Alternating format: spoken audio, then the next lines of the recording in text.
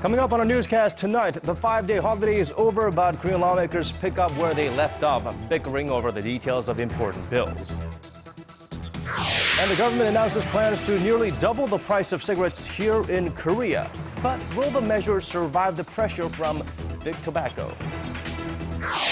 And U.S. President Barack Obama talks tough about growing threat of Islamic State militants in Iraq and Syria, outlining his plan to counter them in a televised address. Stay with us for these stories and more on Early Edition at 6.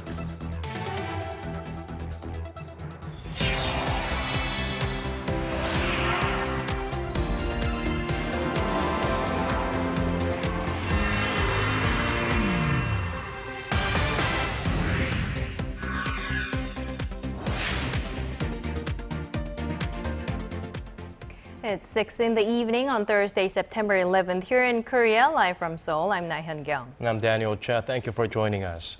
We start with smoking or tobacco. Korea's high smoking rate has long been blamed on how the low price of cigarettes may have been the cause. But that's about to change. The government has announced that price hikes are coming soon. And our Hwang Ji-hye has this story. In just a couple of months, smokers in Korea may have to pay almost double what they currently do for a pack of cigarettes. While the change is being welcomed by many, it's also facing strong opposition. I think the price hike could lessen the damage of secondhand smoke, since many of my friends say they will quit smoking if cigarette prices go up. People will reconsider buying cigarettes if they're more expensive. When we raise cigarette prices to a level on par with other countries, we should also look at the welfare level of those countries as well. But the government's logic is way too simple, that smokers will quit smoking if tobacco prices rise. The government announced Thursday that it will push through plans to raise the price of a pack by 2,000 won to 4,500 won, or roughly $4.30 starting next year. The aim is to cut the country's high smoking rate. Around 44% of adult males currently smoke, which is the highest among OECD member countries. Cigarette prices in Korea, however, are among the cheapest in the world, standing at just around 1/3 the OECD average. The price has been held steady for 10 years, but the health minister says the time for change is now. We plan to introduce a pricing system where cigarette prices will be pegged to the nation's inflation rate. We hope this proves effective in dropping the smoking rate. The ministry's goal is to cut the smoking rate for men to 29% by 2020. Other anti-smoking measures laid out by the government include mandatory warning images on cigarette packaging and banning retailers from posting any kind of cigarette advertisement. Before any changes take effect, they will have to be approved by the National Assembly, and with both ruling and opposition parties raising concerns that the measures will burden smokers in the low-income bracket, passage is far from a certainty right now. Hwang Ji-hye, Arirang News. And what's also uncertain is whether the National Assembly will have broken out of a deadlock by the time that bill is submitted. Lawmakers are still trying to work through their differences over the so-called ferry bill, as pressure from the public to reach common ground is growing. Our Choi Yu-sun has this report. Korea's ruling and opposition parties return from the 5-day Chuseok holiday, having listened to the people in regards to the current political standoff over the contested bill to probe April's ferry disaster. But it seems they only listened to what they wanted to hear. With no sign of a compromise, the ruling side continues to urge the opposition to cooperate in swiftly passing a number of economic and reform-related bills. Each standing committee must immediately deliberate on the bills that concern the people's livelihood. The parliament must immediately pass the non-controversial bills pending at the assembly. Referring to public anger over the political paralysis, party leader Kim Moo-sung called on the ruling and opposition floor leaders to reach a deal on the bill by the weekend. He then urged the parliamentary speaker to exercise his authority to call a session next Monday to vote on other pending bills with or without the opposition. The opposition, for its part, continues to pressure the ruling side to return to talks about giving the ferry victims' families more of a say in the accident investigation. If the ruling party wants to restore public trust, it should first show a forward-looking position on passing the livelihood-related bills, including the Seoul ferry bill. While the parliamentary speaker has no plans to invoke his authority at the risk of further lengthening the impasse, he's been in contact with the two parties to seek a solution to the crisis. With both parties unable to stand further public criticism, it's thought the two floor leaders will meet as early as Thursday to try iron out their differences. Choi Yu-sun, Arirang News. Now, President Park Geun-hye will embark on a week-long trip that will take her to Canada and the United Nations next Saturday, that's September 20th. And for the first time since taking office last year, President Park will address the UN General Assembly, where she is expected to lay out her plans to restore peace and stability in Northeast Asia. The president will also attend the UN Climate Summit in New York and outline Korea's plan to tackle climate change using the creative economy. In Canada, President Park will focus on bolstering economic ties on the heels of Seoul and Ottawa's recently signed free trade agreement. And this is the first time in 15 years that a Korean leader is making a state visit to Ottawa and follows Canadian Prime Minister Stephen Harper's visit to Seoul earlier in March. U.S. President Barack Obama laid out his strategy on stamping out the growing threat of Islamic State militants in Syria and Iraq. Our Shin Se-min gives us the key points of Obama's address and the details of Washington's plans to send more U.S. military personnel to the region. Our objective is clear. We will degrade and ultimately destroy ISIL through a comprehensive and sustained counterterrorism strategy. In a 15-minute televised speech, U.S. President Barack Obama laid out his plan to destroy the militant group that calls itself the Islamic State. His plan includes both military and diplomatic efforts. On the military front, Obama said an additional 475 U.S. troops would be sent to Iraq to support forces there. The U.S. president, however, also emphasized to the war-weary American public that those being dispatched were not combat troops. On the diplomatic front, Obama said he would be forming what he called a broad coalition of at least 40 nations to confront the militant threat by launching airstrikes on strategic targets and assisting the Iraqi government. Although President Obama said there was no indication that the Islamic State poses an imminent threat in the United States, he did not rule out the possibility of there being an attack on U.S. interests overseas. In his speech, Obama was unequivocal and strong in his language, in stark comparison to last month when he said that the U.S. didn't have a strategy for dealing with the militants. We will hunt down terrorists who threaten our country wherever they are. That means I will not hesitate to take action against ISIL in Syria as well as Iraq. If you threaten America, you will find no safe haven. President Obama called on the U.S. Congress to back his moves and approve the release of resources to train and equip local forces for their fight. Ahead of the speech on Wednesday, President Obama spoke to Saudi Arabian King Abdullah by phone to garner support. Shin Se-min, Arirang News. And while President Obama was speaking in Washington, America's top diplomat was in the Middle East, drumming up support for the U.S. plan to confront the IS militants. Our Park Ji-won has more. U.S. Secretary of State John Kerry visited Baghdad on Wednesday, a matter of days after Iraq's new Prime Minister Haider al-Abadi was sworn in. Meeting with the new Iraqi leader, Kerry vowed U.S. support for the new government's battle against Islamic State militants. We're prepared to take, not only with respect to ISIL, which is critical, and your own military's commitment to reconstituting itself and to being prepared to take the fight to ISIL, but also your commitment to the broad reforms that are necessary in Iraq. Kerry stressed that IS is a vicious terrorist organization, and the U.S. and many other countries will help counter the threat posed by the group. There is literally no place for their barbarity in the modern world. And this is a fight that the Iraqi people must win, but it's also a fight that the rest of the world needs to win with them. And it's a fight the United States and the rest of the world need to support every single step of the way. As Kerry was meeting high-level officials Wednesday, 3 car bombs exploded in eastern Baghdad, killing about 17 people and injuring dozens of others. Meanwhile, Russia's state news agency RIA Novosti reported of a possible nuclear threat by the IS militants.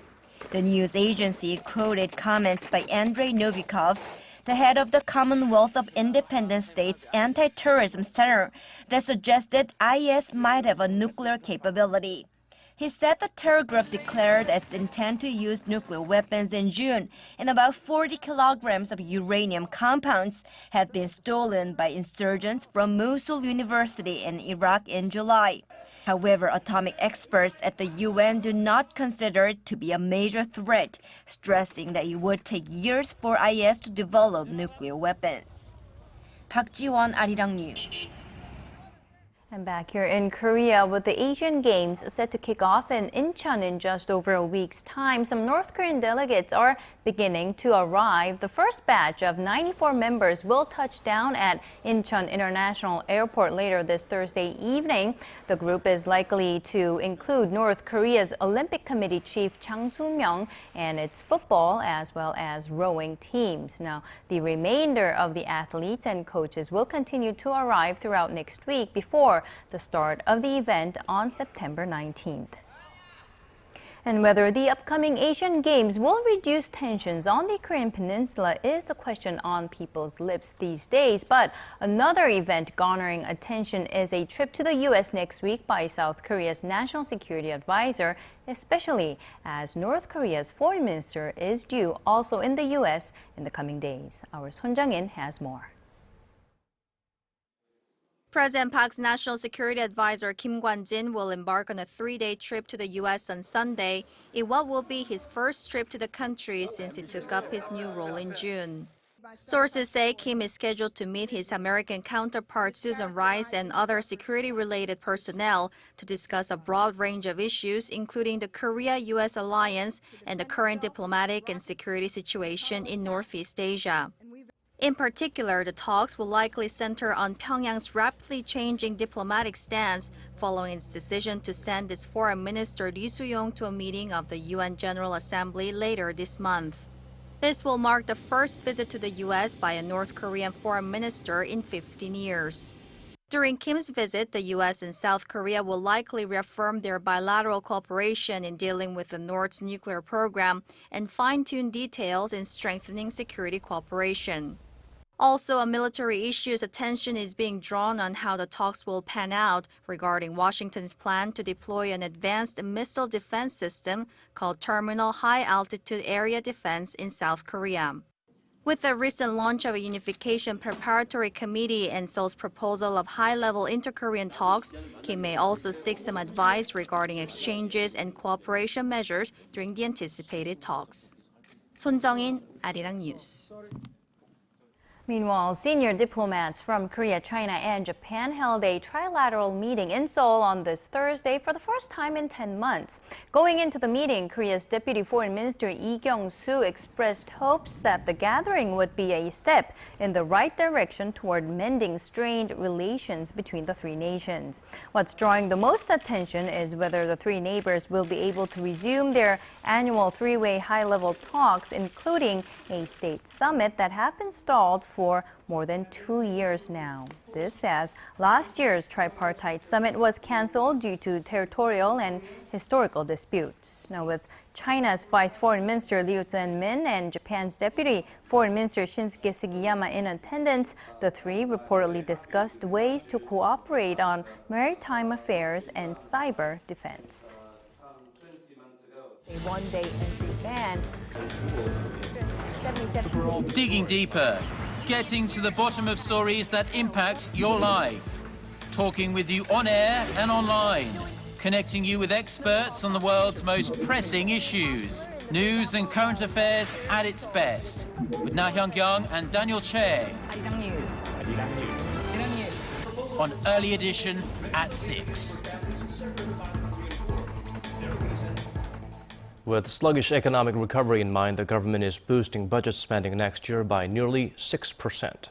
In a report to the ruling Saenuri Party today, Finance Minister Choi Kyung-hwan said the 2015 budget will be around $8 billion more than the initial plan.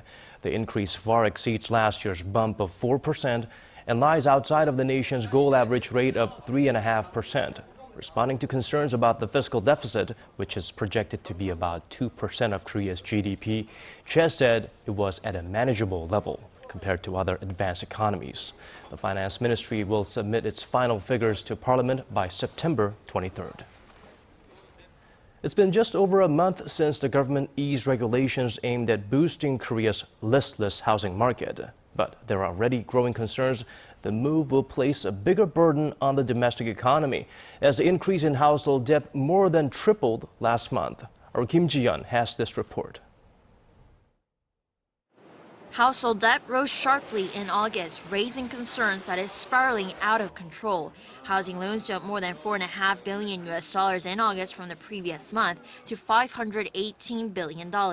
Household debt also increased by $5.2 billion last month, inching up again after it surpassed its all-time high of $1 trillion in June. The mounting debt is seen as a result of government measures that ease limits on the amount of money people can borrow from banks when buying a home. The move is part of the expansionary policies by the economic team led by Finance Minister Choi Kyung-han to induce spending and promote corporate activity. The expansionary policies were further fueled by the Bank of Korea when it cut its base rate by 0.25 percentage point last month, ending a 15-month freeze. Critics say the government's policies will actually increase household debt in the longer term and ultimately stifle domestic demand as they encourage households to rack up higher debts. Although the finance minister did not directly comment on whether the central bank should make further cuts to its base rate, Choi has reiterated the importance of coordinated fiscal and monetary policies to boost government efforts to spur economic recovery. To drive his point home, the ministry pointed to lackluster on-quarter growth of 0.6% in the second quarter. Kim Ji-yeon, Arirang News. Despite being the 11th largest economy in the world, Korea lies in the bottom half in the development of its financial market. That's according to the latest Global Competitiveness report from the World Economic Forum. It ranks Korea 80th among 144 global economies. Inefficiencies in the financial sector were highlighted as one of the reasons for the underwhelming result. The report said Korea hadn't been channeling resources to areas that have the highest expected rates of return. A steep drop in the net profits of Korean commercial banks was also partly to blame. In 2004, the figure stood at $8.5 billion. By last year, it had been slashed in half to $3.7 billion, despite more than $160 billion having been funneled into the sector since the Asian financial crisis of 1997. Moving on to other stories, instead of going through the hassle of buying a one-way transportation ticket or paying cash for every ride, millions of people in Korea are using a prepaid public transportation card dubbed the T-money card. The technology inside these cards is continuously evolving as it is its expansion abroad. Our Kwon So-hwa reports. A tough commute in Southeast Asia. This is just one of the Korea Smart Card Corporation's recent ventures into the global market. The company's prepaid transportation card, the T-money card, which launched 10 years ago, is already a staple for millions of commuters in Korea. When I used to pay for my fees with cash, it was inconvenient, but not anymore since I use the T-money card. All I have to do is charge it.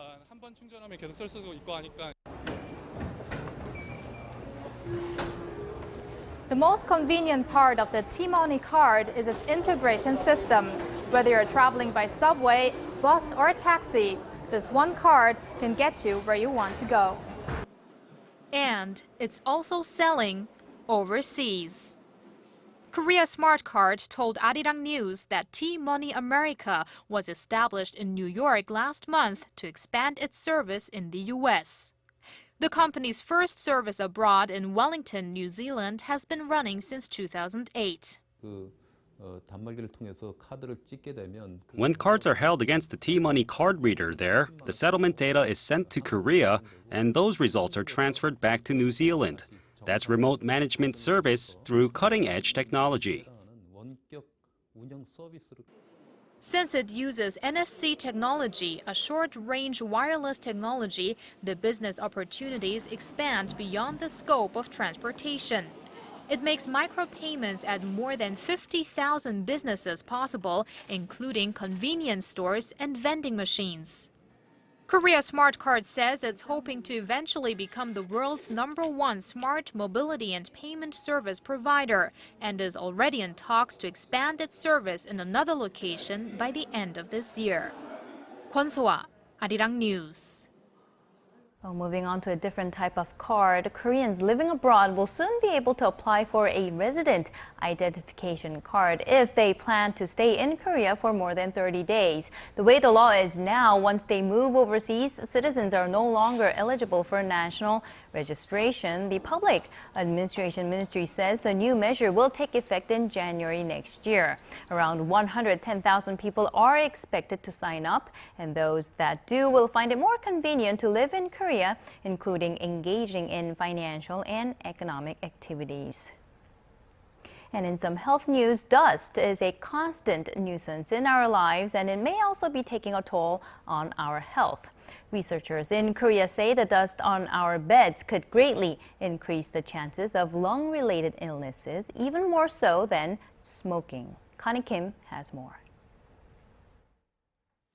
This woman has been living in her apartment for more than 10 years and cleans constantly over concerns of dust. I tend to cough a lot in dusty places, so I change my bed sheets once every 2 or 3 weeks.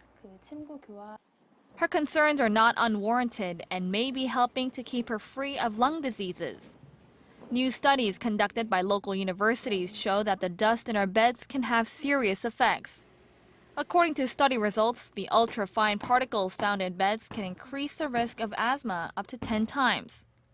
Continued exposure can also raise the risk of chronic obstructive pulmonary disease by up to 8 times.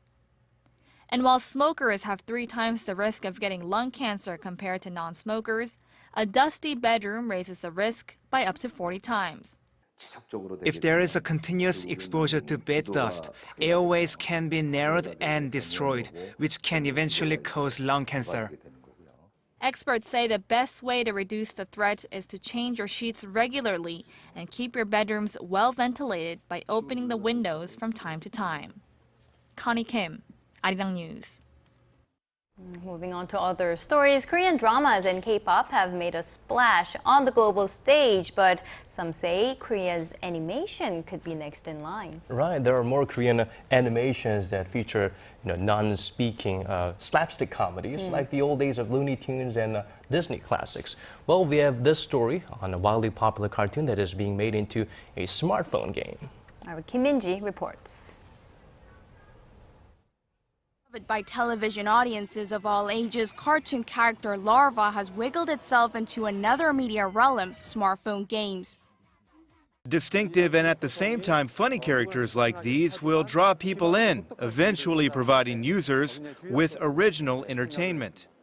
The users may be as far as Southeast Asia and South America, in countries where the animation is already popular. The creators of the game hope it's just as well received. Diversifying and expanding into overseas markets, we are trying to reach emerging markets such as Brazil and China. Korean dramas and Korean pop music have already proven themselves to be popular overseas. The success of Larva and other animations has some wondering whether cartoons may just be the next big thing. Kim Min-ji, Arirang News.